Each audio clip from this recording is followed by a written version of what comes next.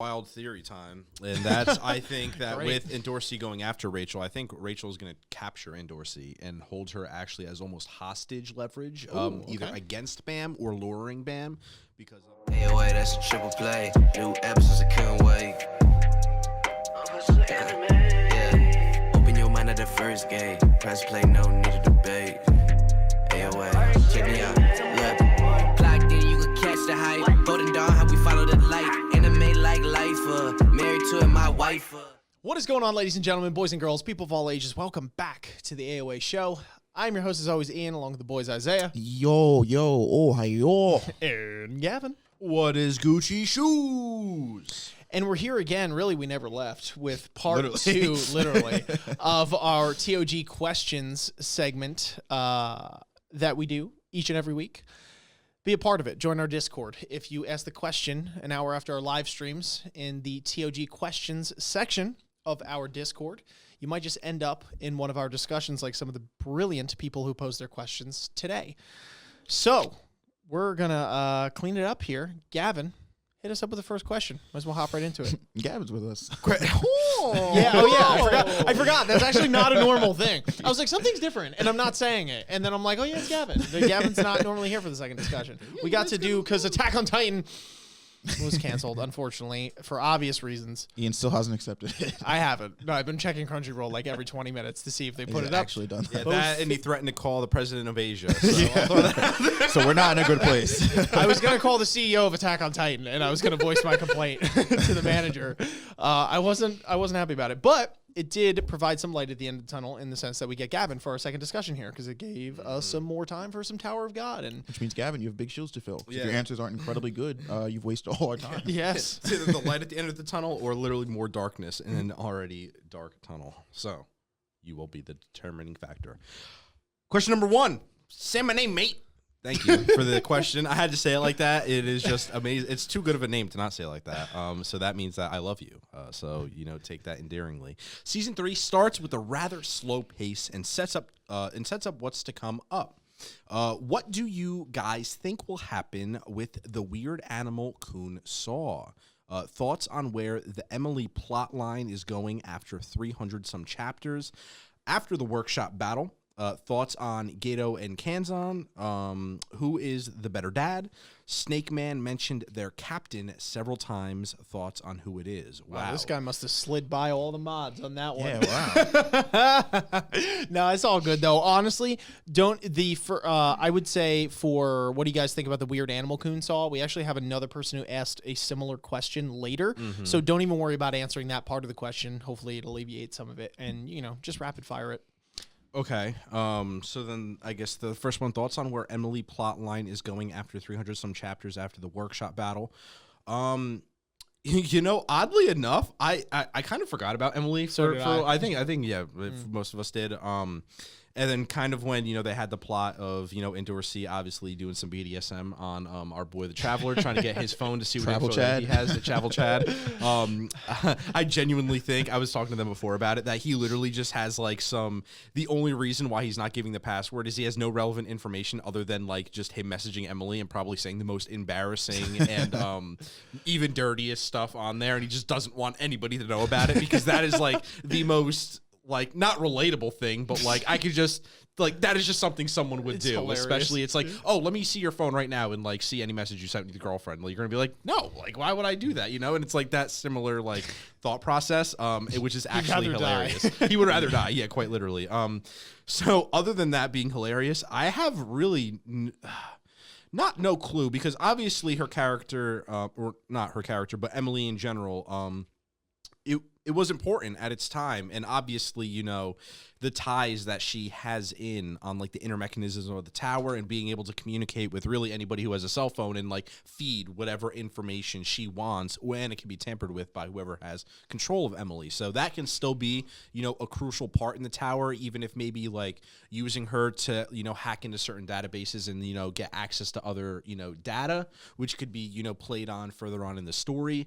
Really, that's the only adaptation I can really see efficient use of her, other than being able to take that data and turn it into a human, which was like another contention way back when. If, all of a sudden they're able to do that, and now Emily is this walking being who I really even don't know what she would be. Like, put her thumb in like a USB drive and like hack a whole system. Like, I don't, it's been so long since we've seen her. I don't know, like, the actual, Can she really do the same things know. that she was doing on the prior floors? They just haven't utilized it.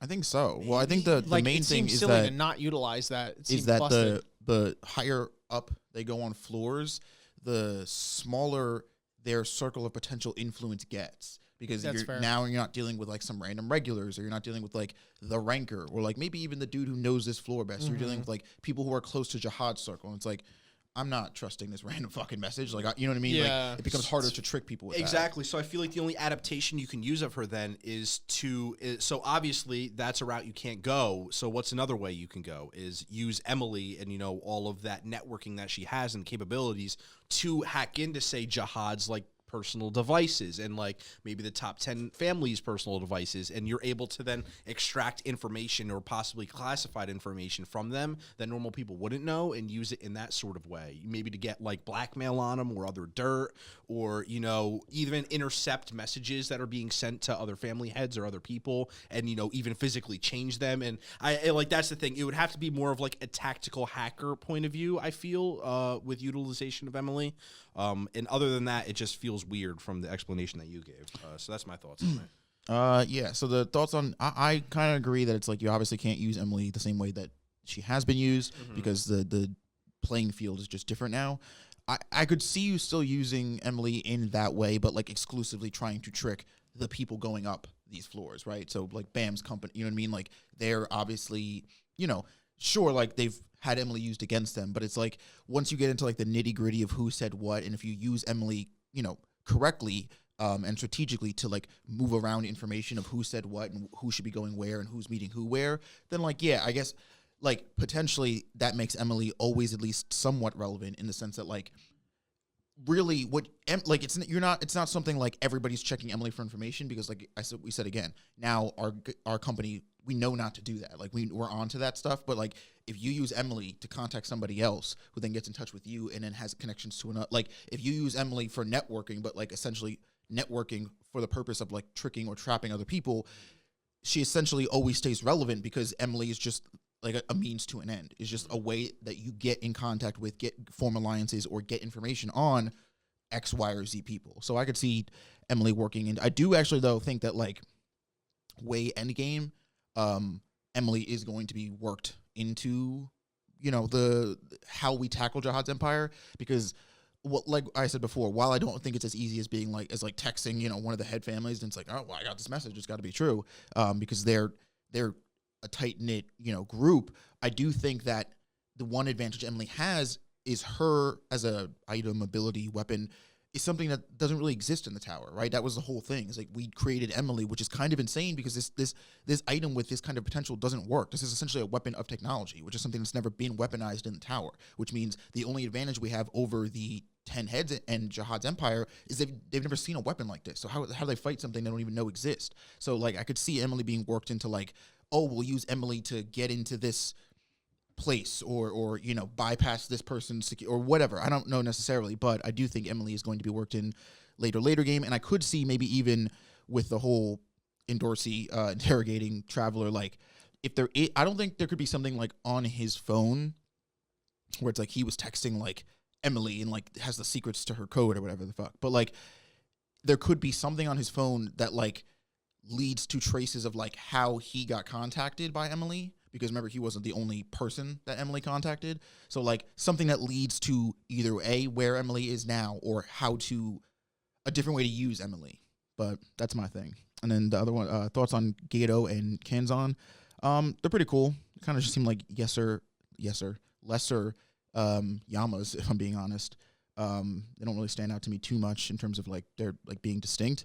But I guess, they're kind of his lackeys, so that's, it's a natural consequence. Who is the better dad?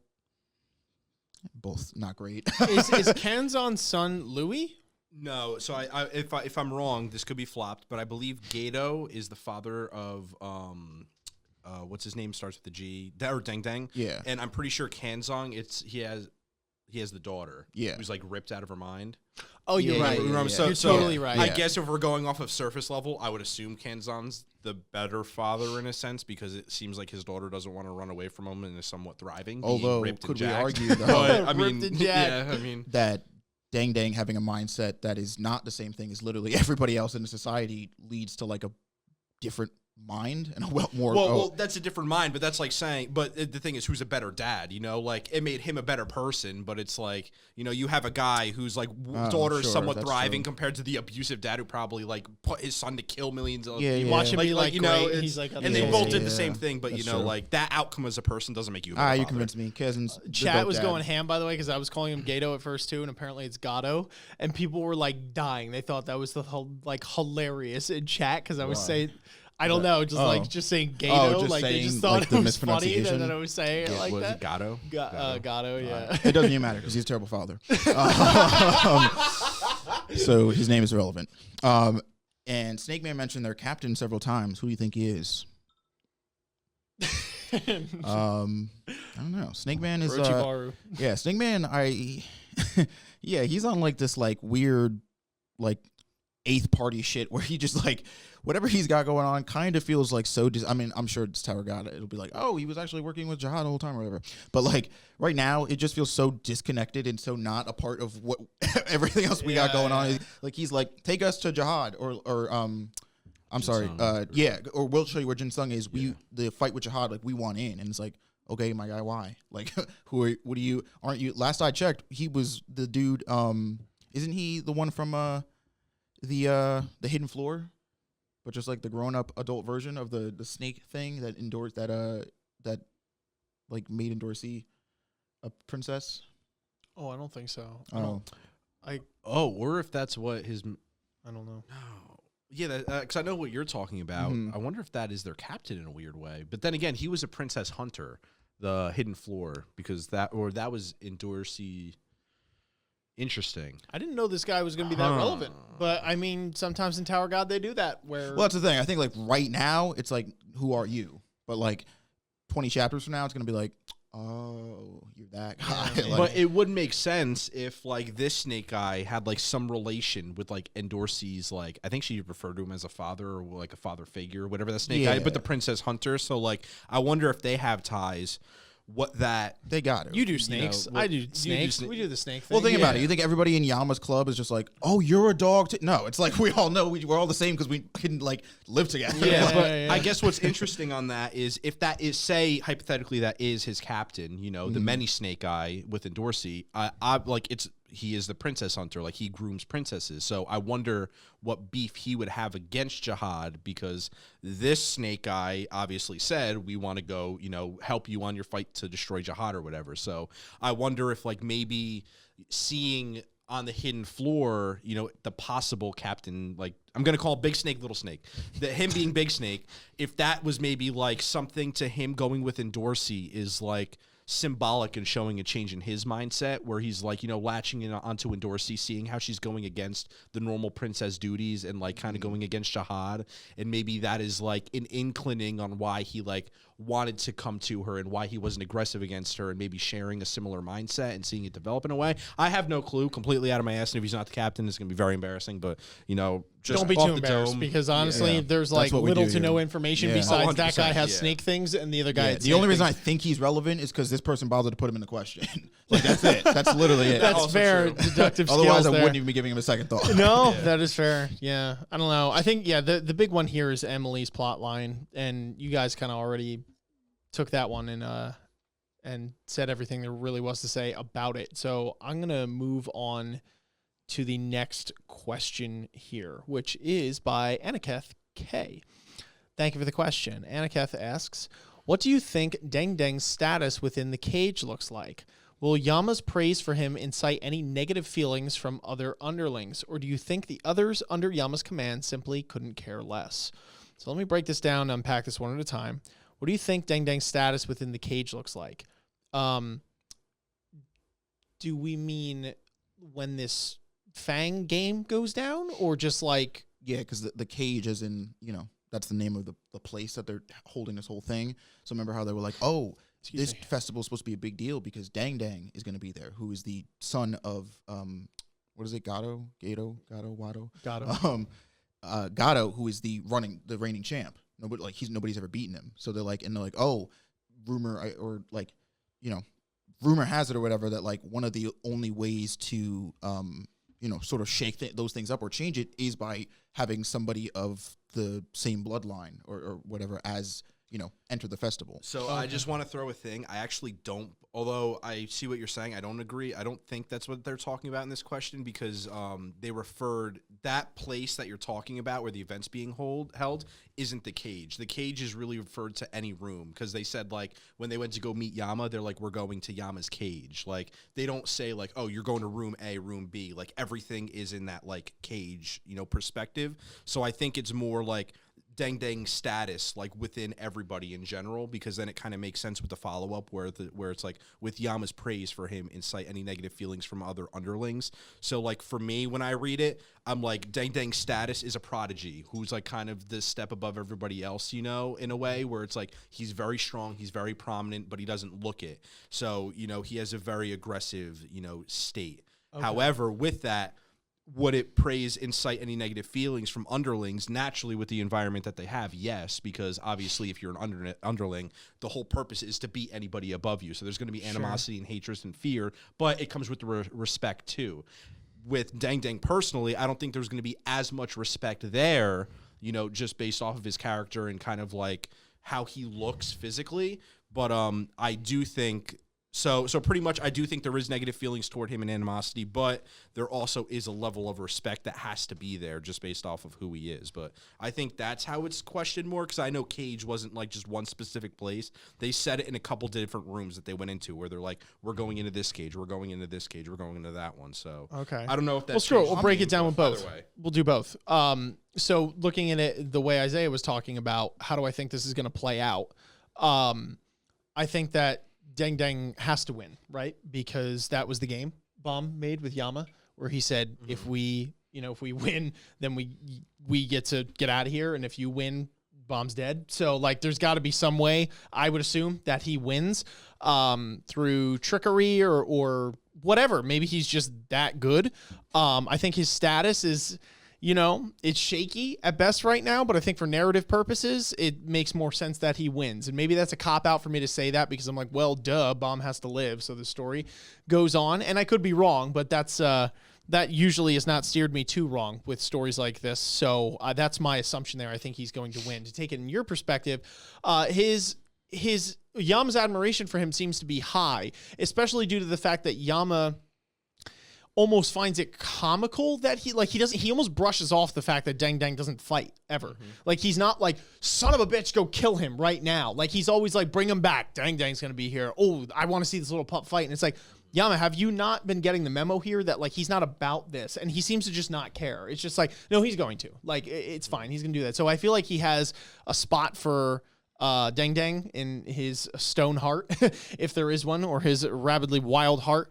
And he wants him to succeed, but I might be looking too far into that. So I think that that Deng within the confines of this society is looked upon well, but the issue is, from what we've seen, that kind of doesn't matter, because even if you're kind of top dog, no pun intended, in the society, you really don't have the greatest life unless you are like the top dog, unless you are Yama or like the top 3 dudes. And even I would argue just Yama, because Yama is the one who's like, y'all are going to do what I say when I say it because I'm just top dog, literally. So even though they're treated with, I guess, respect, and he doesn't immediately kill them or whatever, they still kind of just have to do his bidding.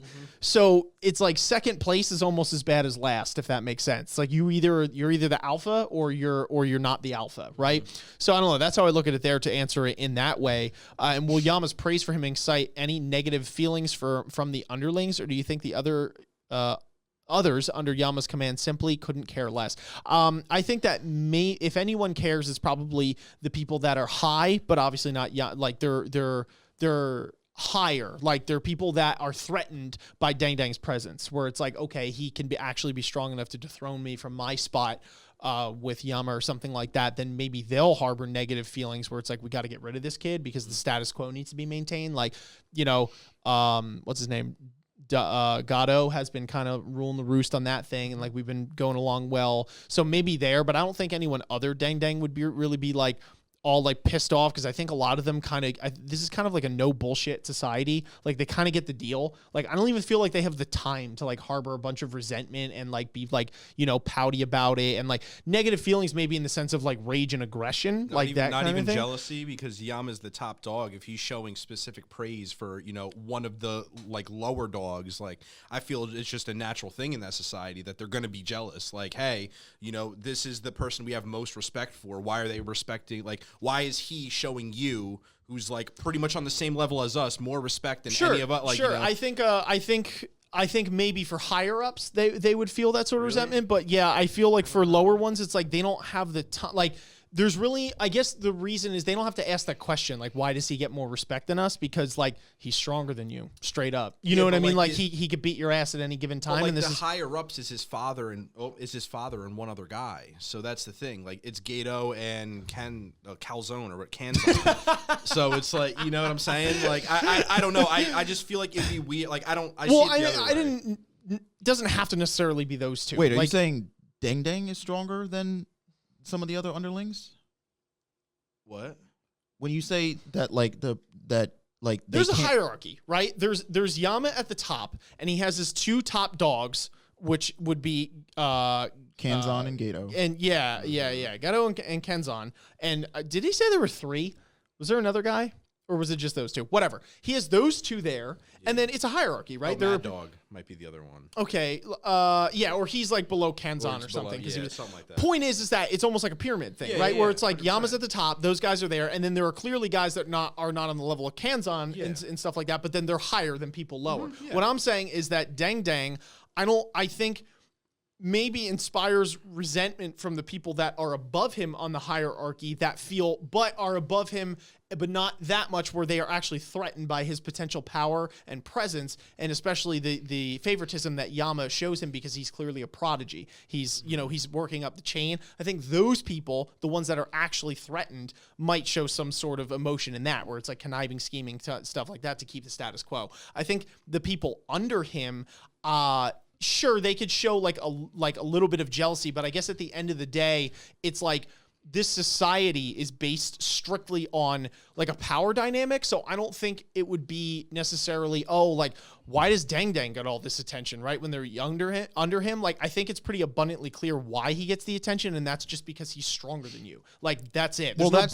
just the thing. It's the assumption that he is stronger than them. Well, from what we've seen, Deng's not a fighter. So I think the jealousy would come in the fact of like, why is he praised as being better than me when I know I'm a better fighter?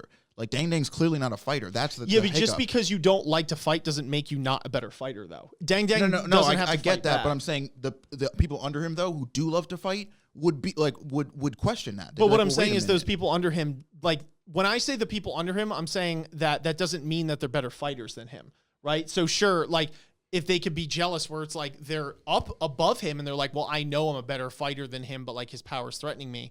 The people that are lower than him are lower than him because they can't beat him, right? Yeah, but if the society works in that like you have to prove you have strength before I'm like, yeah, you're better than me. Deng's never proven that he's better than anybody because he's never fought me. He clearly has through the language that they've used about him. They regard him as an actual prodigy. So whether he's like going in those fights, like he's clearly shown something. But that's the thing. He's a prodigy all the people because he's the son of Gato.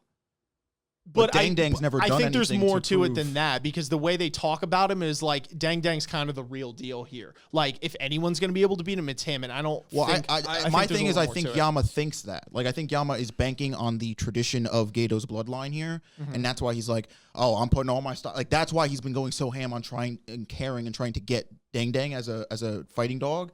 because he's like, if I can work this kid enough, I can turn him into like a real menace. He has to be able to turn into one because look where he comes from. That's fair. I just think that at some point is. they might have, like, there might have been something where it's like they've seen it, like his capabilities, they've seen him cut loose or something, because he doesn't use that sort of same verbiage and language when it comes to maybe, say, Kenzan's child, who for all intents and purposes should have the bloodline. They might be just as powerful, etc. So although Deng doesn't fight, so there might be something like that, I still think that they know that Deng is strong. So I think in a society that values power and who is stronger than whoever else, like if you got beef with it, then fight him. You know what I mean? Like I don't think Yama has an issue with someone being like, I want to challenge so and so. And I don't think he's going to be like, well, I don't know. Like, I think he's fully confident, Deng, that it's like, yeah, this is going to go down. So I just, like, with a hierarchy that's strictly based off of power, I think that you off with what you said. Well, no, with what you said, it's Deng hasn't been in the picture. So if anybody had beef with him, they weren't able to fight him. So now that he's getting thrown back into the picture, and quite literally during this festival, like where he's going to automatically fill the shoe because Yama says it, even if it's not people drastically under him, say people who feel that they're on the same level as Deng, and even if they might not be, mentally they feel like they are. Again, with the whole world that you're explaining about in this whole pyramid scheme, for me, I feel like these negative feelings would come in every aspect, like from above and below. It's quite frankly a struggle, and it's supposed to be like negative feelings for whoever's above you, and again, negative feelings for if you're above someone, people below you who are rising, because that ultimate respect comes with being that top dog, that number one. So it's like, unless you are that number one. Well, so let me clarify something here. When I initially answered this question, I said yes, there would be negative emotions in terms of anger and things like that, and like aggression and stuff like that. Like I'm not saying that there. Well, no, that's what I'm saying. Yeah, there might be little bits of that, but I was differentiating the fact that I think that the higher ups have more of, I think it's more likely, personally, that there would be some sort of resentment and conniving and scheming in that way. I was breaking down what the negative emotions would produce, whereas the people under them in a society that's based strictly off of, are you stronger than this guy? Like, it's not like they just take anyone off the street. Like, these people have to be super strong. They have a shitload of high rankers, etc. I just think that, sure, they're going to have like negative feelings, but I guess I was going a little further into the question, saying that I don't think that those people, quite frankly, have the time to brew and stew on those things in order, because then that just takes away from time that they could be using to train or do something about it, right? It just seems a little weird and time consuming to like kind of burrow and resent and just not do anything about it in a society that's just based off of power, because then you are therefore weak. Well, they wouldn't be like just sitting doing nothing and being jealous. Like they could be training and be jealous and still. using that and that's what I'm saying. I'm saying they don't have the time for like, I don't think their time is best served going towards, like just stewing in that resentment. So that's why I was breaking down the question. That's why I was saying, yeah, there are going to be negative emotions, but I just feel like the upper negative emotions might differ from the lower negative emotions. I'm just saying, I don't, if the underlings were jealous, like they don't have to, like, that's not taking time away from them training. They could train and still be jealous of him.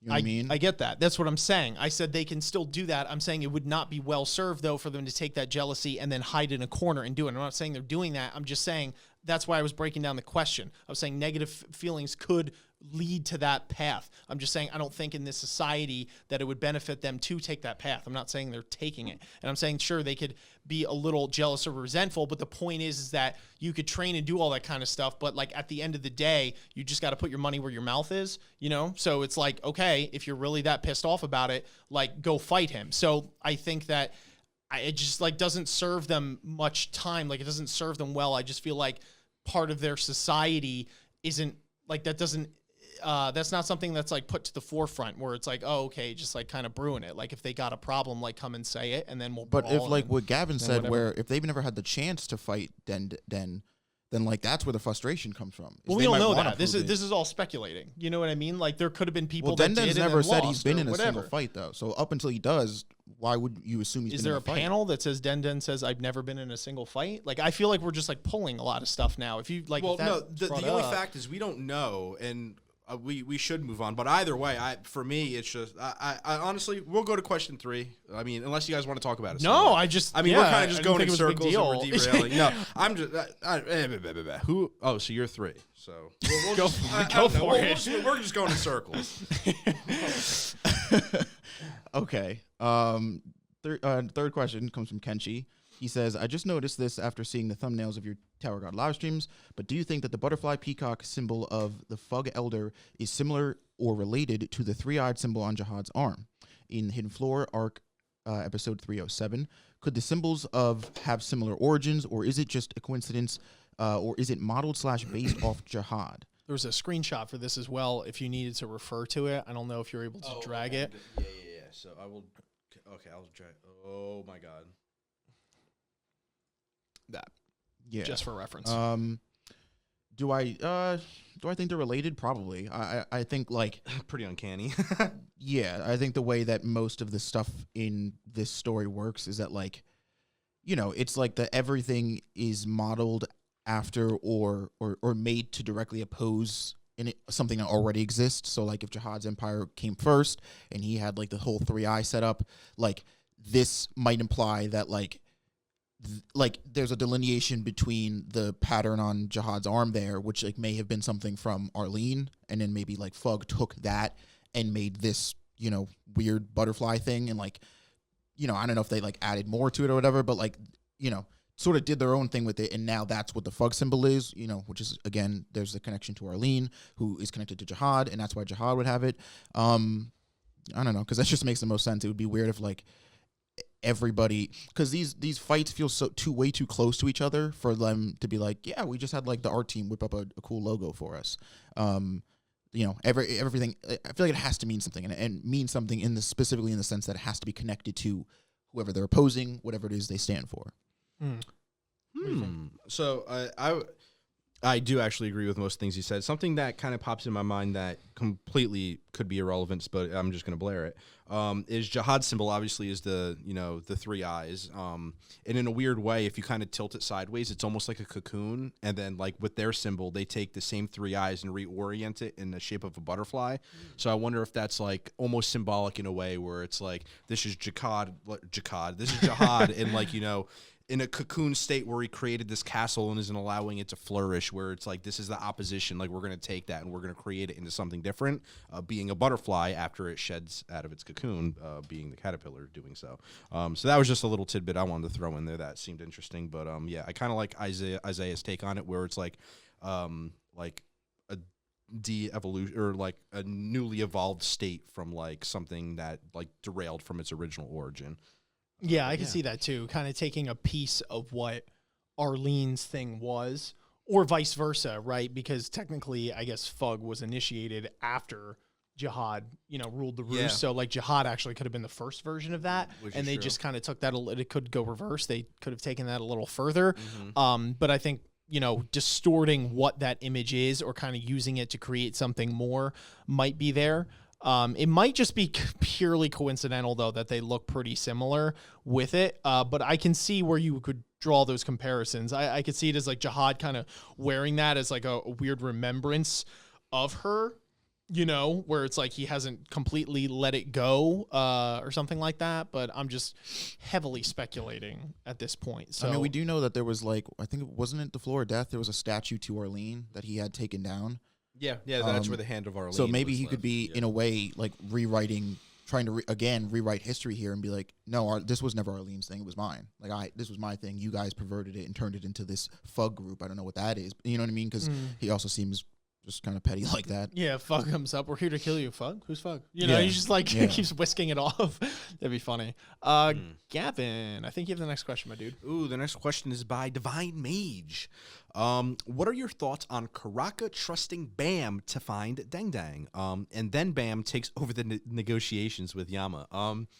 Honestly, I thought it was hilarious. Just because, like, knowing Karaka and just being like, you know, seemingly this cynical, deep, dark, you know, like almost villainous type character. And then, you know, pairing him directly with Bam, who is like the complete opposite and just like, you know, amazing and cute. And it's like cute. And then you have Chihuahua Worm Baby, you know, it's just that dynamic, which is amazing. But it takes a lot. I would feel like it would take a lot from Karaka to trust Bam with something like finding Deng, especially with the stakes that are on the line, because, you know, obviously they're trying to use Deng as leverage, you know, to get to, you know, the whole Caliban situation and Jinsung and such. So it's like, when it comes to Karaka, like Jin-sung was, you know, he felt the same feelings that Bam is feeling toward him now, and obviously he wants to get there and, you know, resolve this and avenge him, and like all those emotions are the same. So like, you know, for just knowing Karaka for who he is and trusting, you know, a complete opposite of a person who he was quite literally trying to kill into doing something so integral to just their whole plan really takes a lot of growth from Karaka, which is pretty cool. And I'm interesting to see how far that really goes, which was tested in the negotiations with Yama, because obviously Bam did not cue him in on anything and completely spit on his face and did whatever the fuck he wanted, which was funny. But even after coming out of that, we were like joking around where it's like, yep, this is where Karaka kills Bam, you know, like just you just kind of squashed all over that. But even then, I feel like Karaka almost took it pretty well, where it's like, all right, we kind of have to follow through with this and like keep on going. And, you know, they had some words exchanged, but yeah, I thought Karaka handled it a lot better than what I had initially anticipated. Yeah, and it's pretty dope. Starting to like Karaka a lot. One of the cool ones. Yeah, Karaka's his own dude. He's like, he's seeing things in Bam, but Bam definitely is. I'm just take the wheel here, Karaka. Don't mind me. And Karaka's like, you little shit. Yeah. I swear, bro. So it makes sense that he's like, all right, you want to play like that? Okay. If I find him, you know, I'm gonna find him. And matter of fact, if I find him, I'm gonna make my own deal. So get bent. You know, like, sure, go ahead, do what you got to do, kid. Yeah. But like, I'm not helping you with it. I'm not required to. I thought that was kind of funny. You know, Bam had some brass balls there, but I mean, we referred to this in the last discussion. I love the fact that Bam went in with a plan, and I love that his negotiation skills were good, you know, in that moment. I would have to assume, you know, obviously Bam cued in the boys on that, and his team, and said, this is what we're going to do. This is the plan. And it's working so far. You know, he's taking it one step at a time, but when he chooses to try and have his cake and eat it too, he's got to be well prepared for that, because it's going to take double the work, you know, to do it. But again, I've stated it before. I think this is very important for Bam, and I think Bam is absolutely right in the sense that Yama has no reason not to turn around and just be like, okay, I got what I want, piss off. Like, you're not, what are you going to do? Fight me? You know, what are you going to do? Stand up to me? I'm that much stronger than you. And Bam is kind of cutting that out of the equation already by just confronting it preemptively, where it's like, okay, I already know you're going to, you know, be this guy, or most likely. So sure, if you're going to play that game, if you're going to, you know, wave your, you know, huge body in my face and just, you know, get all uppity and shit, then I'm going to give it right back to you, because I know this is going to happen anyway. But guess what? You don't have Deng right now. So I have a little bit of negotiation here. You know, I have a little bit of tools, and you're going to see me as an equal by the end of this. And then I know I really have your trust, right? Because now you actually have staken it and you respect me as a person. So I think it's interesting stuff. Yeah, I think it's interesting that Karaka trusts Bam to find Deng. I don't know. Trust kind of feels like a weird word to me, though, because the way Karaka talks about Bam or Viol, and even the way he handles that situation when Bam kind of, you know, derails his initial negotiation plan, went better than I thought it did, but in the lieu that I thought Karaka would try to kill Bam. And he didn't. So I'm like, okay, that went better. Like, you know, it's kind of our losses here. But he did kind of go like, all right, fuck you. Now I'm doing my own third thing. And like, now that's another added complication to the pot of this team that's supposed to be working together, because like, you pissed me off. And it's like, I feel like Karaka is testing Bam because he, you know, A, he wants to see what Jin-sung saw in Bam, and B, he wants to know how worthy this guy is as, you know, a rival as far as a Slayer candidate. And like, if Bam doesn't come through, and I think that means like, if Bam's not willing to do what needs to be done, if he's not willing to like fall in line, but in the sense of like being a Slayer and like what Fug has to do, you know, then ultimately Karaka's not about it. But I think mainly this is like about Karaka just trying to find out what kind of person Bam is. But Karaka is not, you know, patient or nice necessarily, or, you know, comforting or understanding or any of those things. So when things go wrong or things don't go his way, he has a tendency to lash out and, you know, kind of just be like, all right, fuck off, I'm gonna do my own thing. So I think it's going to be interesting going forward, because I don't know. I honestly don't. It's funny because when we were talking about season 2, I was like, oh, I think Karaka's turning good side, like, or might, you know, turn tails. I don't really know necessarily, because I think he might be, and, you know, it could still go that way. But I guess what I'm thinking, or what I'm saying is, in that last discussion, I think I was almost missing the fact that, like, Karaka has gone through a lot of trauma, and the person he already is might be a tougher shell to crack than like I initially thought. Like there might be some like deep-seated shit in there where he's like, all right, this was a bad idea. Fuck this. Like, you know what I mean? And he might end up turning back on his old stuff just because that's what he knows. So I think this is going to be a pretty rocky, like what we saw here with them teaming up for however long they do. This might be pretty consistent where it's like Karaka goes in with a plan and Bam's like, no, fuck that. We're doing this. And he's like, what the fuck do you mean? And like they end up butting heads a lot more often than not. Yeah. It's a very strenuous pairing that we have here in situation. Like they're being held together by threads. Yeah. And Karaka's like, okay, I'll give you my pinky. You know what I mean? As something, and then Bomb's messing with it. He's like, nope, you know, I'm taking my toe out of the water here. This is a bad idea, you know, but he's just kind of testing it, seeing how it's going. So it's even bigger brass balls for Bomb to do that because, you know, bottom line is Karaka doesn't have to help him. But that's the thing. Bomb knows that, I guess, as well, right? So he's like, I'm going into this knowing what's going on. So yeah, but I will say, though, that like with his thing, with this job specifically, right, Karaka needs Yama's help in order to take on Jahad's empire, right? That's why he came to Madaraka for it. So he's requesting Yama's help specifically. And he's like, all right, you want my help? Go get me Deng.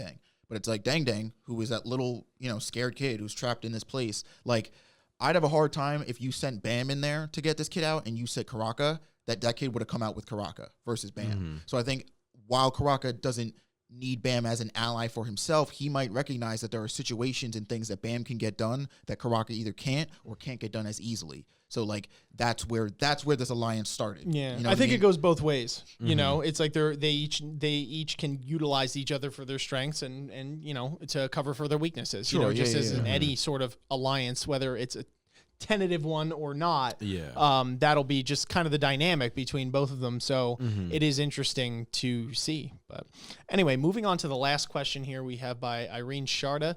Thank you very much, Irene. I have to say you had a litany of very upvoted questions, and I didn't get to go with all of them because we needed to give some other people some chance here. But great questions, just in general, and I just want to let you know that we did read all of them, and they were interesting.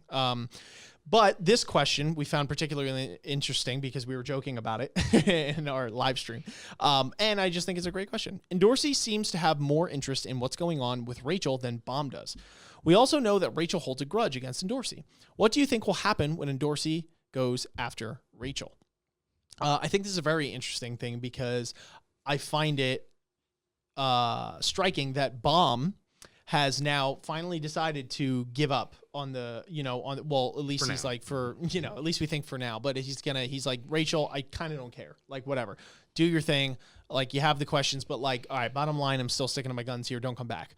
Whereas Endorsi is actively seeking that. And it almost seems like another example of somebody else that isn't Bam trying to do what they think is best for Bam. I think Endorsi's guilty of this. I think Kun is guilty of this. I think Hua Ryun is guilty of this. I think a lot of people are guilty of this. And this is just something where it's like, I don't think this is, like, I think she might in her mind masquerade this is like, this is for Bam, but really it's for her. And she's going to go, and she really now is more pissed at Rachel than Bam is, in the sense that it's like, I like Bam, might be in love with him, and you are a huge thorn in his side. You've been doing a lot of shit to really piss me off and to just kind of ruin this whole thing that's going on and just be an annoying bitch, you know, to give it to you straight here.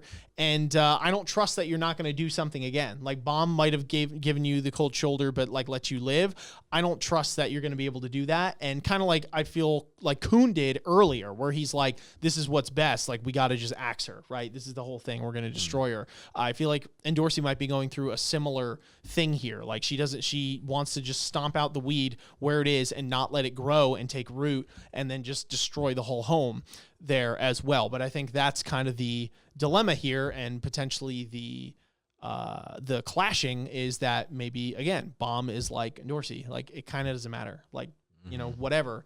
And then Endorsi has to kind of look introspectively and be like, wait, am I actually doing this for Bam, or am I doing this for myself? And if I am doing it for myself, is that more important like what takes more precedent here. So that's my opinions on it. And I think that's interesting. I think it's a good question because I'm curious to see where that comes to a head. And Rachel wants it out for Endorsi too. So Rachel's going to need some sort of power up again, but she does have Gustang, even though she's a pawn.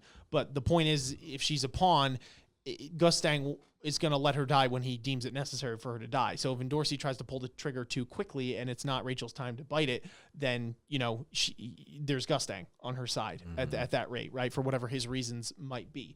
So that'll be an interesting dynamic as well. Like maybe Endorsi has to take a step back and just like let things play out how they will, but there's a lot of emotion and stakes in this. So, but yeah, I think going after her might be overreaching at this point, but I understand why she's doing it for the reasons that I laid out. I don't know if you guys have thoughts. I actually think something different. I think that sure, I think that stuff might be a part of it, but I don't actually think that's like the overwhelming reason why she's going after Rachel. I think there is genuine interest in what her goal is and like why how she's been able to manipulate Emily in the manner that she has, and like what the point of any of that is, like what the end goal is for either her or her group. And I don't, not that any one way is right or wrong, but regardless, I think Endorsi has now taken a personal stance in like that side of the, that group and like what they're doing and why they're doing what they're doing. And so I think it's going to be like, I think before it was purely like, hey, you're fucking with Bam, who I have feelings for, and that's, a no-no, and I don't appreciate that or whatever. And even like she stated before, I'm a little jealous of that, at least as far as the attention that Bam wants to give you. But I think if Bam has like, sort of cut her off, again, like maybe at least for now or whatever, at least right now, Bam has been like, no, I'm done with Rachel. I don't know. It seems like it seems like a little bit of a stretch for me personally, that it's like, okay, now she's going after her because she's still just that jealous that Rachel had that attention, or is she still concerned that Bam like, just still hasn't 100% let her go. So I think plus like I feel like there's got to be this like. This has to be the way, or could be the way, I guess, that the whole Emily plot line like gets worked back into or stays relevant, right? Because if it's like we're just going after Rachel, then it kind of emphasizes like Rachel and like Yura and like what they're doing, and not necessarily like what's going on with all the tech and stuff and all their connections and networking and like how did they get here, who do they know, and all that kind of stuff. And maybe she's using it as like a backdoor thing of like, oh, if Endorsi finds out how to get a hold of Emily or how to use Emily, maybe she can use it and get a hold of or get in contact with, various people that maybe she knows from, the time in her life before she started climbing the tower. What do you think, Evan? Yeah, I have wild theory time, and that's I think that with Endorsi going after Rachel, I think Rachel is going to capture Endorsi and hold her actually as almost hostage leverage, either against Bam or luring Bam, because for me it seems pretty clear that Rachel has a big thrill of the hunt with Bam kind of coming after her in a way, because she is the only real connection that she has, and even though she will deny that night and day, it seems quite obvious that like with Bam chasing her tickles her inside in a weird way. So with that, if Bam is going cold turkey and not really coming after her, and Endorsi is going after Rachel, I feel like that just kind of ties it up with a bow where she can take Endorsi and be like, hey, Bam, ding-a-ling-a-ling, I have your bitch here. If you want her, if you kind of want to hit that, come get her. And then that kind of just like will cause that like kind of Bam shift to maybe go over there and kind of focus on that whole Rachel side, going, a little bit in on them and what they've been up to. But with that, the only way she would be able to capture Endorsi is by some wish that Gustang gave her or power up in a sense. So I feel like just that it, like for me, the scene that I painted for myself ties everything up with a knot, because then you get the Gustang, what Rachel got, you get the display on how strong she is now with what she got from Gustang, or at least with say she got like a bodyguard in a sense because she's able to capture, say, a princess like Endorsi. So that kind of, allows, SIU to flex Rachel's muscles in terms of, what she has resource-wise, and how much of a threat she can be. And then, also cue into that whole side as well as, going on to Bam's side and what they're up to. So you kind of have eyes on both ends until they eventually meet at some point, which they're going to have to in the future. So, that is my wild theory hour, Gavin. That was an interesting theory, actually, and it makes a lot of sense, given that I totally agree that I feel Rachel feels this emptiness inside without Bam chasing her, although she pushes him every time. She can never give him the satisfaction of actually catching her. That thrill of the chase for her is motivating and what makes her feel complete, right? Which makes her feel valid, that somebody's actually coming after me, because quite frankly, nobody else really gives a shit about me at all. So I'm going to keep pushing him away, but the thing I fear is that I'm irrelevant, right? I'm not a shining star, I'm a dud. So I actually think that's a very interesting theory and one that I could definitely see playing out. And I think it'd be the perfect way to then, try and spite Bam and be like, oh, okay, Bam, you're leaving me on red. Like, you're going to do it now. I'm going to do this. I'm going to do that. If you don't come back into my life, and then whatever. So she's just kind of going through these desperate, pathetic attempts. I could see that playing out. It's a good one. Anybody have anything else they want to say before we wrap it up for today? I think so. Gavin, Isaiah? I kind of think what you said is going to happen.